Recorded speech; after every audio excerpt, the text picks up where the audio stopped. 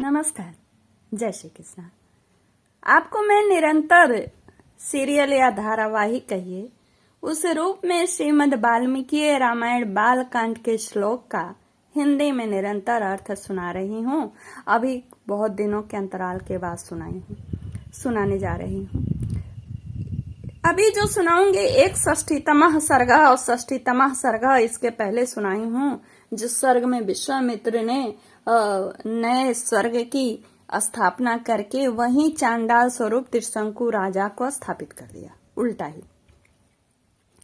और उसके आगे क्या होता है, एक षष्ठीमः सर्ग हमें सुनेंगे।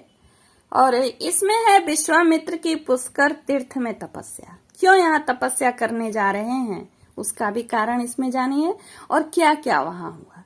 और प्रारंभ में मैं जरूर ये बात बताती हूँ कि विश्वामित्र जी के इतिहास गाथा को जनकपुर में शतानंद जी यानी जनक के पुरोहित शतानंद जी श्री राम जी के सामने खुश होकर के गाते हैं, क्योंकि विश्वामित्र ही लाए थे अपने उनकी माता अहिल्या का गौतम ऋषि के, इनके पिता गौतम के आश्रम में और अहिल्या का उद्धार हुआ।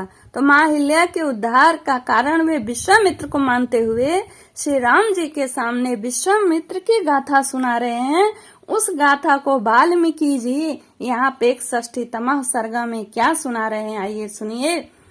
कहते हैं शतानंद जी, पुरुष सिंह श्री राम यज्ञ में आए हुए उन सब वनवासी ऋषियों को वहां से जाते देख महातेजस्वी विश्वामित्र ने उनसे कहा, कौन सा यज्ञ? वही त्रिशंकु के लिए जो नया स्वर्ग स्थापित किया, उसी यज्ञ के लिए।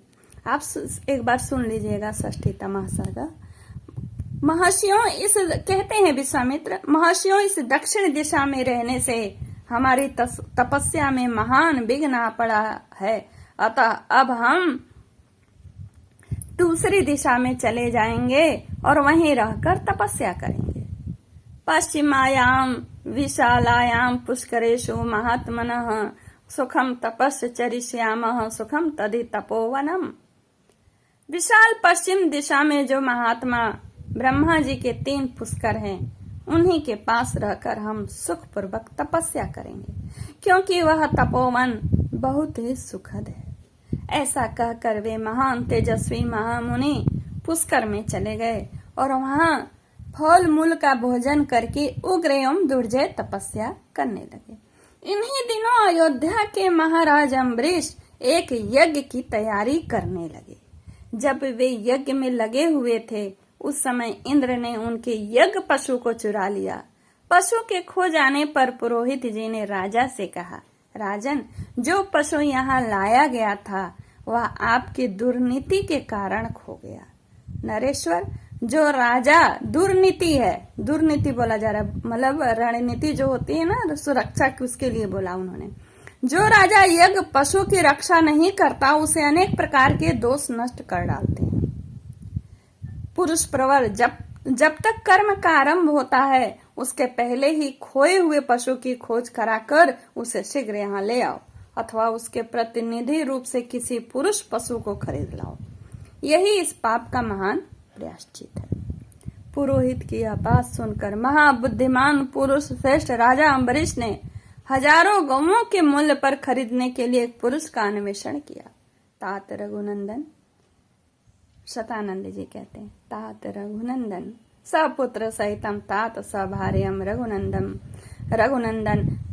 भृगुतुंगे समासीनम ऋचकम संदर्दर्शः।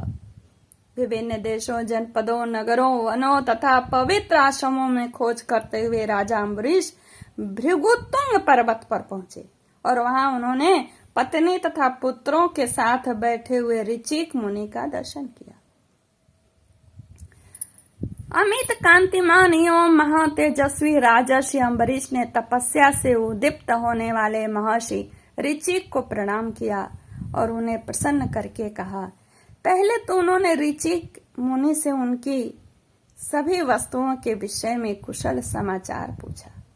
उसके बाद इस प्रकार कहा, महाभाग भृगुनंदन, यदि आप 1,00,000 गौवें लेकर अपने एक पुत्र को पशु बनाने के लिए बेचें तो मैं कृत हो जाऊंगा। मैं सारे देशों में घूम आया, परंतु कहीं भी यज्ञोपयोगी पशु नहीं पा सका। अतः आप उचित मूल्य लेकर यहाँ मुझे अपने एक पुत्र को दे दीजिए। उनके ऐसा कहने पर महातेजस्वी ऋचिक बोले, नरश्रेष्ठ, मैं अपने ज्येष्ठ पुत्र को तो किसी तरह नहीं बेचूंगा। ऋचिक मुनि की बात सुनकर उन महात्मा पुत्रों की माता ने पुरुष सिंह अम्बरीश से इस प्रकार कहा, प्रभो, भगवान भार्गव कहते हैं कि ज्येष्ठ पुत्र कदापि बेचने योग्य नहीं, परंतु आपको मालूम होना चाहिए कि सबसे छोटा पुत्र शुनक है, वह मुझे भी बहुत अधिक प्रिय है। अतः पृथ्वीनाथ, मैं अपना छोटा पुत्र आपको कदापि नहीं दूंगी। बड़ा उनके पिता नहीं देंगे, छोटा माता नहीं देगी। नर श्रेष्ठ प्रायः जेठे पुत्र पिताओं को प्रिय होते हैं, छोटे पुत्र माताओं को। अतः मैं अपने कनिष्ठ पुत्र की अवश्य रक्षा करूंगी। श्री राम सतानंद जी कहते हैं, मुनि और उनकी पत्नी के ऐसा कहने पर मजले ने पुत्र पुनः शेप ने स्वयं कहा, राजपुत्र पिता ने ज्येष्ठ और माता ने कनिष्ठ पुत्र को बेचने के लिए योग्य बतलाया। अतः मैं समझता हूँ कि इन दोनों की दृष्टि में मझला पुत्र ही बेचने के योग्य है, इसलिए तुम मुझे ही ले चलो। क्योंकि दोनों ने प्रियता मझले के प्रति प्रकट नहीं की, तो मझले का हृदय खुद ही हट गया और कहा, महाबाहु रघुनंदन, ब्रह्मवादी मझले पुत्र के ऐसा कहने पर राजा अम्बरीश बड़े प्रसन्न हुए और 1 करोड़ स्वर्ण मुद्रा, रत्नों के ढेर तथा 1 लाख गौओं के बदले पुनः शेप को लेकर वे घर की ओर चले।